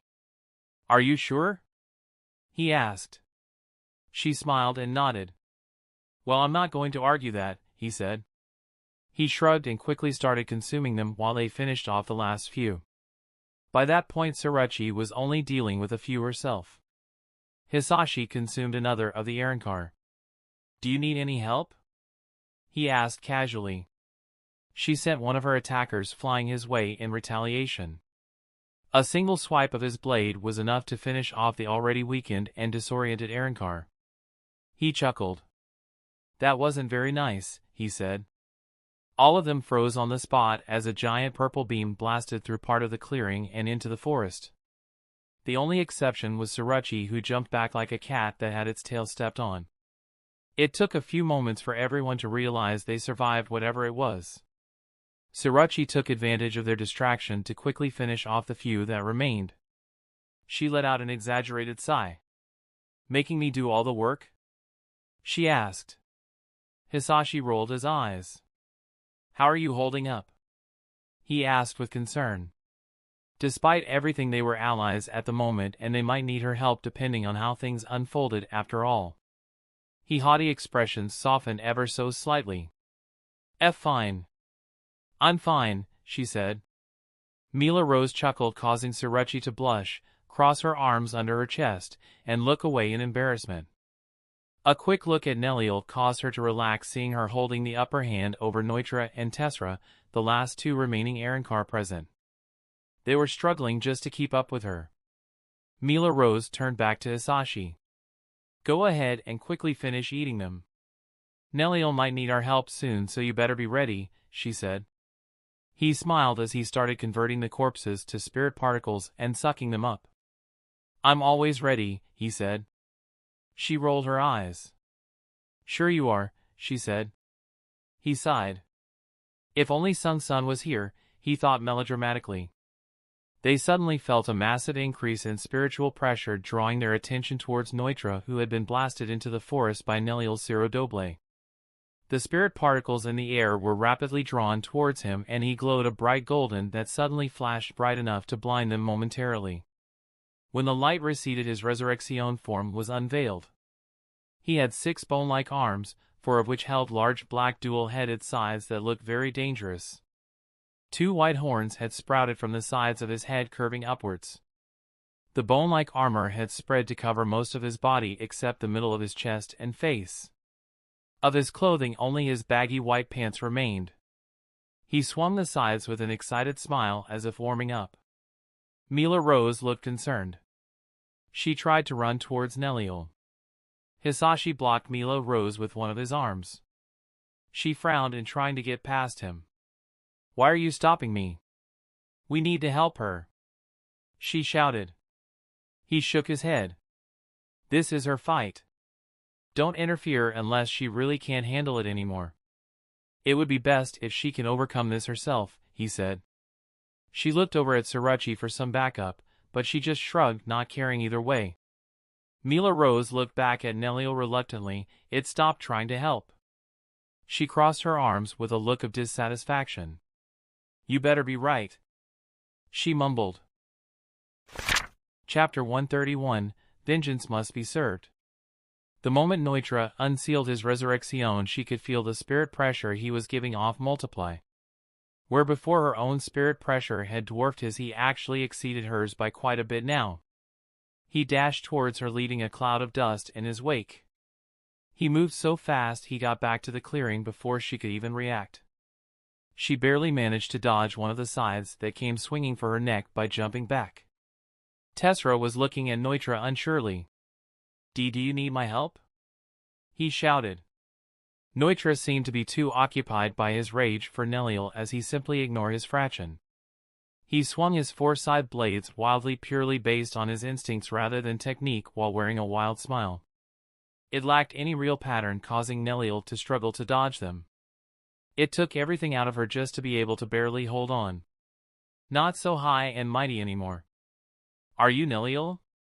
he sneered. Tessera, seeing his opportunity, joined in on the flurry, and Nelliel was no longer completely able to keep up despite her best efforts to weave between the duo's attacks. Cuts on her clothes and skin started appearing one by one. She did manage to avoid any attacks that posed a more serious threat, such as those targeting her torso and head.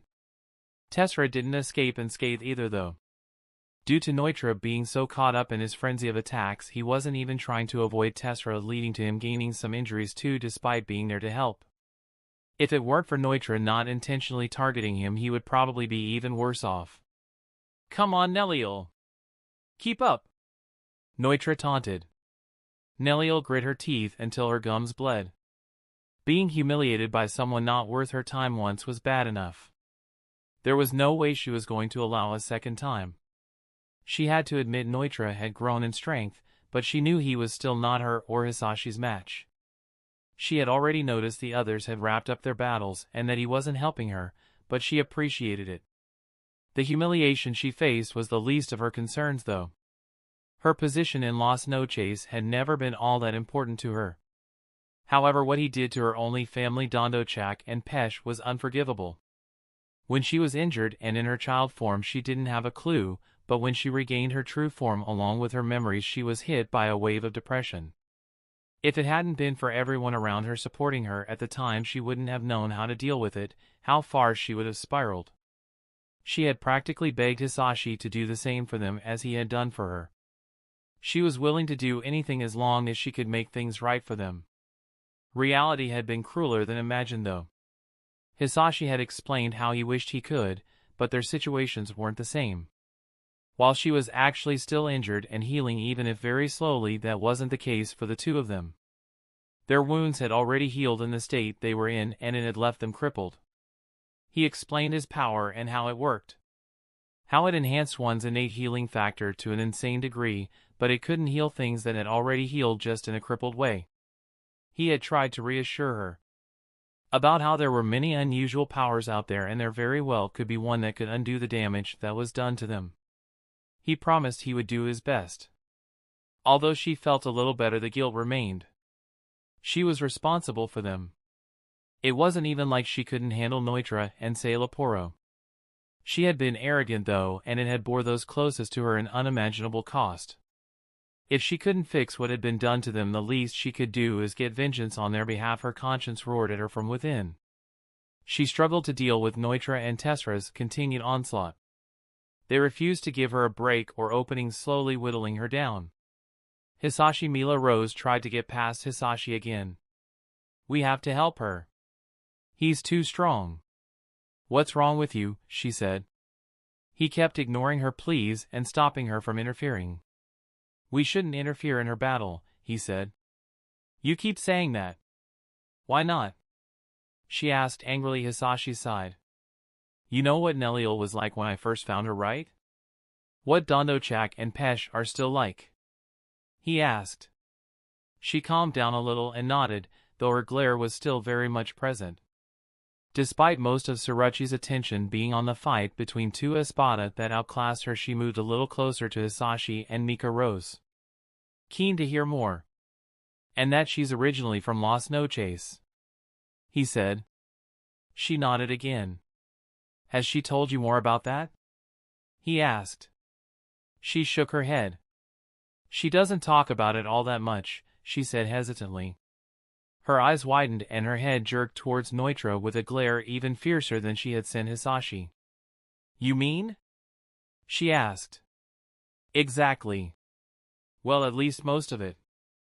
The rest was Sailaporo," he said with a slightly sinister smirk tugging at the corner of her lips. She seemed conflicted. "What if she can't handle it though?" she asked. He shook his head. "Even if that were the case, this fight is well beyond your level," he said. "But," she started to say before interrupting herself. She glared at him like she wanted to say something, but then looked at Surachi while gnashing her teeth. Surachi looked at him hesitantly. "Are you sure about this, Jack?" she asked. Hisashi smirked. "Oh, so you actually do know my name?" he asked.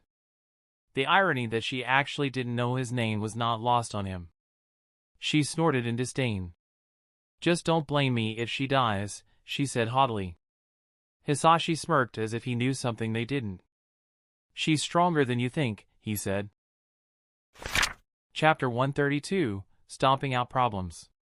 Nelliel slammed her Zanpakuto into the ground with enough force to cause a shockwave that shattered the ground they were standing on and sent the duo flying away from her. It didn't manage to do any real damage, but it did buy her some precious time. She breathed in deeply and the spirit particles in the air started to come to life once again as they danced around her. She held her Zanpakuto out horizontally in front of her. Her left palm pressed against the spine of the blade. It started glowing in pink, becoming brighter and brighter as the power built. "Declare, Gamuza," she said. Finally the collected energy exploded out like a blooming pink lotus flower, sending sand flying in all directions, blinding everyone watching. The sand quickly dispersed, revealing her resurrection. She looked like a centaur except that her lower body was goat-like rather than horse-like and covered in light brown fur. The horns on her mask had grown and curved like goat horns, and white bone-like armor had covered most of her hands, elbows, and shoulders.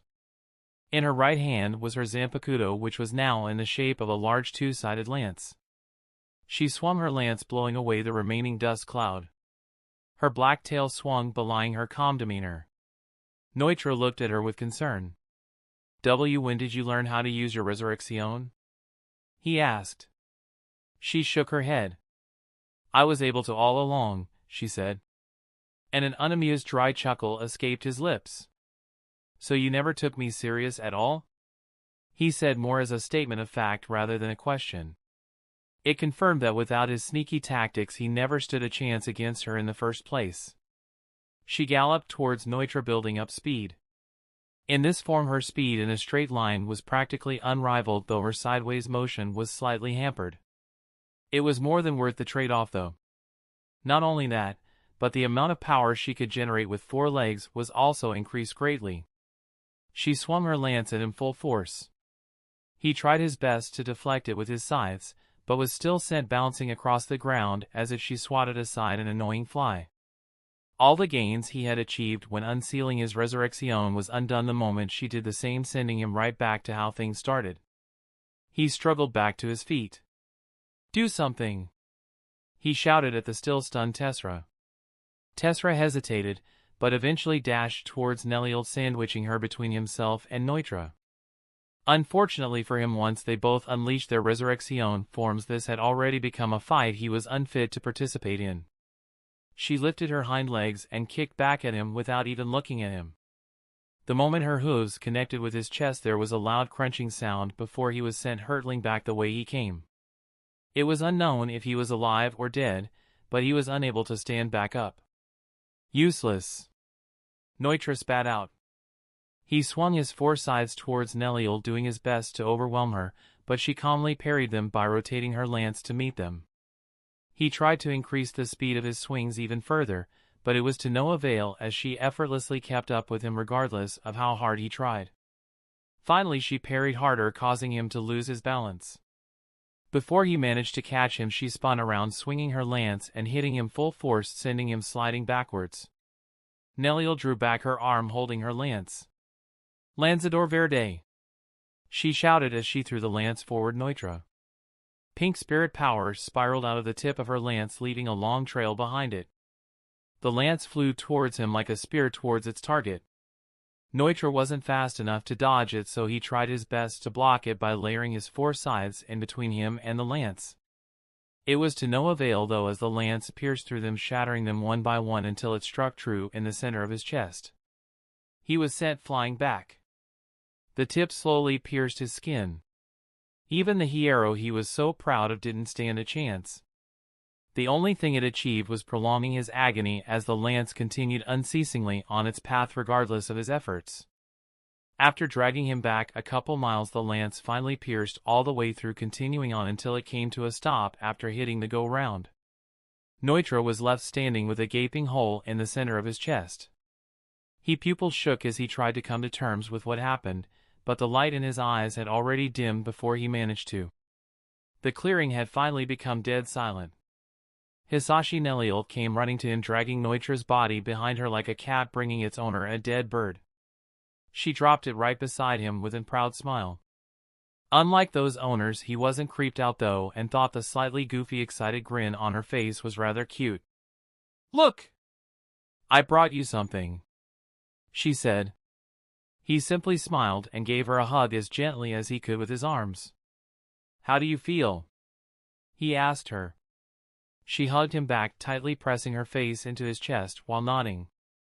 "A little better," she mumbled. After getting her fill, she quickly let go and hopped back. "Okay. Now eat it," she said excitedly. He chuckled and grabbed the body, rapidly converting it to pure spirit power and consuming it. He could feel the new power coursing through his body. It was by far the greatest amount of spirit power he had ever received from a single foe. It was a shame he couldn't get the experience from the kill too, but some things were more important than a little extra power. Mila Rose walked over to Tessera's body and poked it. "He's still alive," she shouted. She dragged him back. His chest was caved in and his breathing faint, almost unnoticeable. "What will we do about him?" she asked. "We can't leave any witnesses," Hisashi said. Surachi nodded. "That would be best. Although internal fights aren't unheard of, we aren't supposed to kill any other Arrancar," she said. Chapter 133, To the Victor Go the Spoils. Hisashi nodded. "Then we will have to take care of him after all," he said. Mila Rose seemed a little hesitant. Hisashi smiled softly. He tried his best to wrap his arms around her reassuringly without cutting her with his blades. "I know you don't like it," he started. She nodded hesitantly. Nelliel came up from behind her, wrapping her arms around her too. "It'll be all right. We're in this together," she said. Hisashi softly smiled at her. Although due to her instincts Mila Rose loved the hunt, she felt no enjoyment out of dealing with prey that couldn't even put up a fight anymore. However, if we let him go just because he isn't an immediate threat, he could threaten all of us down the line. First off, he might decide to get revenge and gather power himself or find more allies. If he does, he is now aware of our capabilities and would be more prepared for another attack, he said continued. He looked down to see her reaction. She seemed a little more relieved. Not only that, but for killing a bunch of our fellow Arrancar, our own positions in Las Noches would be threatened simply by him reporting the situation, he said. She looked down at Tessera, who was still holding on by a thread, before looking back at Hisashi with a firmer gaze in her eyes. You're right, she finally admitted. Surachi shrugged. They would have done the same to us. They were planning on killing me right along with you just to make sure word never got back to Las Noches about what they did. They deserve the same from us, she said nonchalantly. The only thing keeping order in Las Noches wasn't some kind of camaraderie between most of the Arrancar, because that didn't exist for most of them. It was the sheer overwhelming threat provided by Aizen that kept the rambunctious Arrancar in line. If they thought they could slip something under Aizen's nose, they wouldn't hesitate to screw over their fellow Arrancar to benefit themselves. Unlike Mila Rose, who was a relatively new member of Las Noches, Surachi, being one of the earlier members, was well aware of this. Hisashi quickly swiped one of his blades along Tessera's neck, sending a splash of blood across the ground. Within seconds, what little life was left in Tessera drained away. He didn't waste any time and started absorbing Tessera's corpse to avoid more of it being lost as the spirit particles that it consisted of slowly dispersed into the atmosphere. Show me the muted notifications, Hisashi ordered his system. +6, 326, 845 XP from Assorted Hollows, +434, 095 Spirit Power from Assorted Hollows, level up, x12, +1 available stat points, x12, +11, 247, 724 XP from Assorted Arrancar, +723, 492 Spirit Power from Assorted Arrancar, level up, x21, +1 available stat points, x21, +868, 190 Spirit Power from Noitra Gilga. Hisashi sighed, seeing the missing XP from Noitra. Kind of a shame, but she needed this more than I needed the experience points. Even if it would have been a very nice amount, he thought before continuing down the list of notifications. +8, 224, 898 XP from Tessera Lindo Cruz, +564, 323 Spirit Power from Tessera Lindo Cruz, level up, x13, +1 available stat points, x13. Hisashi smirked. Just Tessera alone gave me more than all the hollows this mission would have given me on their own. There really is no comparing the rewards regular hollows can provide me anymore when compared to the Arrancar. Such a shame I can't just start killing my fellow Arrancar left and right though.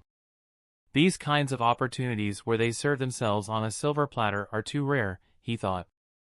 Hidden mission completed. Mission: resolve Nelliel's knot. Help Nelliel resolve the emotional knot in her heart that formed after being unable to protect her fraction from Noitra Gilga and Sailaporo Grands. Reward: Ciro Doble, his brow raised. You never told me about there being hidden missions. What's the meaning of this? He asked.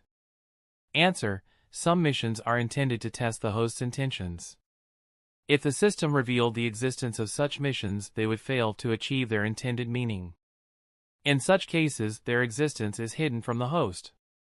For example, with this hidden mission, it was intended to test whether the host would prioritize the needs of Nelliel over his own.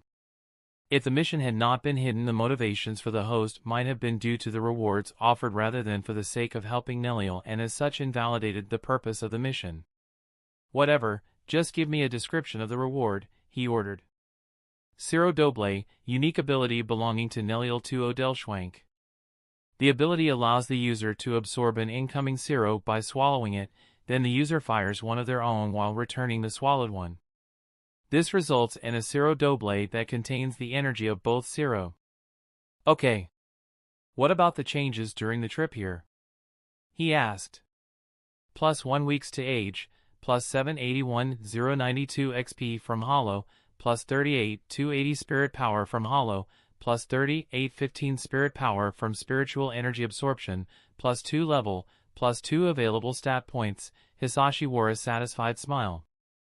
Just this one fight gave me more growth than I have had in the past few months combined, he thought. Show my current status, he told his system. The familiar window popped up immediately.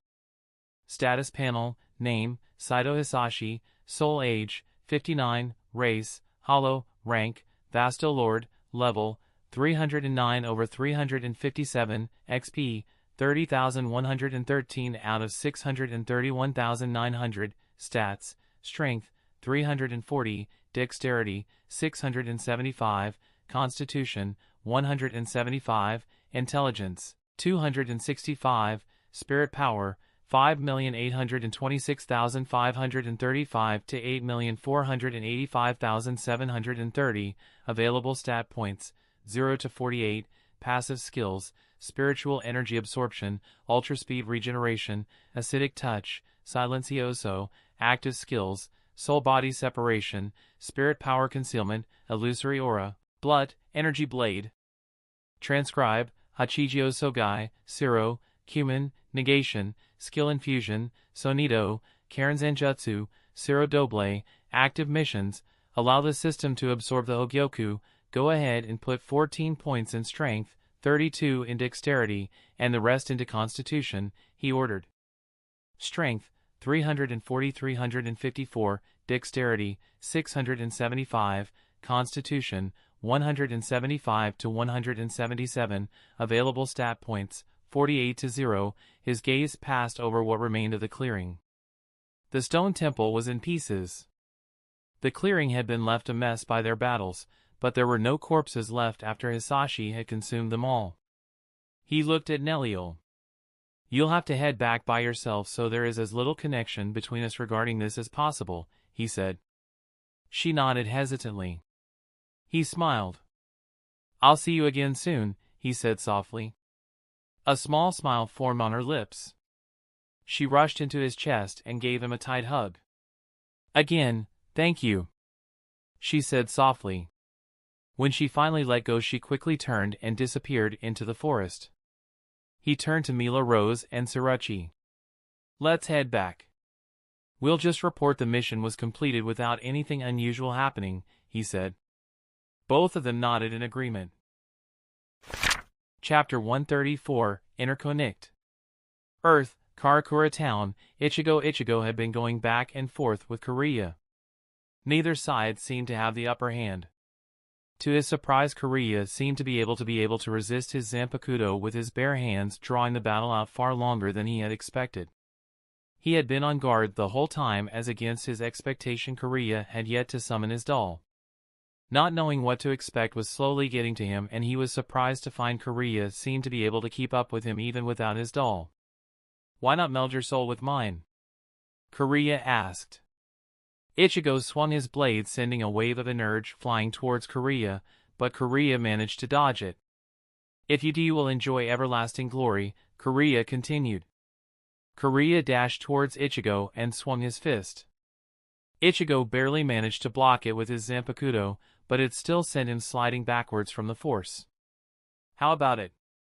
Won't you entrust yourself to me? He asked. I told you. I refuse. Ichigo shouted. Kariya sighed. I see, that's too bad, he said. Kariya dashed towards Ichigo again. Ichigo drew back his Zanpakuto and spirit power started filling it. Just before Kariya managed to reach him, he swung his blade. Getsuga Tensho! He shouted. A large slash of energy flew towards Kariya. He managed to raise his arms at the last moment to block the slash. During the clash, the ornate silver cigar tin Kariya was holding was knocked out of his hand though and landed in the dirt not too far away from them. Before either of them could respond, a hand picked up the crest. A bronze and black snake was wrapped around the arm. The hand belonged to Ryo, the middle-aged male Bount. He wore a light smirk while examining the ornate crest for a moment and brushed off some of the dirt. He looked up at Ichigo and Kariya. You know something interesting about us, Bount. All of us have our own crest which is linked to our doll. Without our crest we aren't able to control our dolls. Without it we aren't all that different from those humans, he said with a hint of disdain in his voice. The other fights came to a halt due to the unexpected development.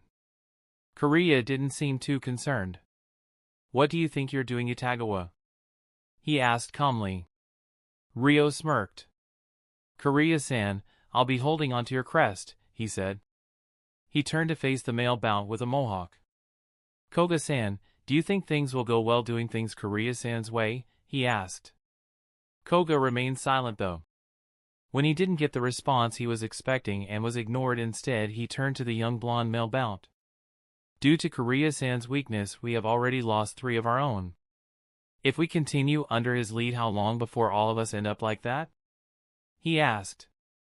The other Bounts seemed no more interested in his proposition though, instead just watching to see what would happen. Ryo started looking a little distressed. Kariya-san was in charge until now because he had power.